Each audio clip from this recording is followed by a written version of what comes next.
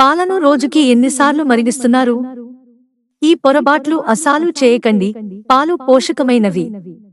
అందుకే పాలను రోజువారీ ఆహారంలో భాగంగా అందరూ వినియోగిస్తారు. ఇందులో ప్రోటీన్, విటమిన్లు, ఖనిజాలు, కొవ్వు ఆమ్లాలు వంటి వివిధ రకాల పోషకాలు పుష్కలంగా ఉంటాయి. పాలు క్రమం తప్పకుండా తాగడం వల్ల అనేక ఆరోగ్య ప్రయోజనాలు ఉన్నాయి. కానీ ఈ పాలను ఎలా వేడి చేయాలో, ఎంతసేపు వేడి చేయాలో మీరెప్పుడైనా ఆలోచించారా? మార్కెట్ నుండి తెచ్చిన పాలు లేదా పెరట్లో ఉండే ఆవు ఇచ్చే పాలను వేడి చేసి చాలా మంది తాగుతారు.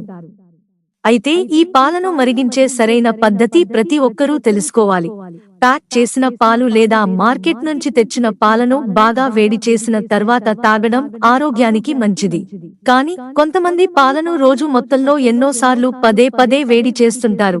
పాలను మరిగించడానికి కొన్ని మార్గాలు ఉన్నాయి. కానీ 10 నిమిషాల కంటే ఎక్కువ సేపు పాలను మరిగించకూడదు.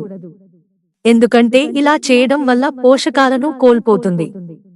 పాలను 5 నుంచి 10 నిమిషాలు మీడియం మంట మీద మాత్రమే మరిగించాలి. పాలను మరిగించే ముందు 1/4 భాగాన్ని శుభ్రమైన నీటిలో కలపాలి. నీటిని జోడించడం వల్ల పాల పోషక విలువలను కాపాడుకోవచ్చు.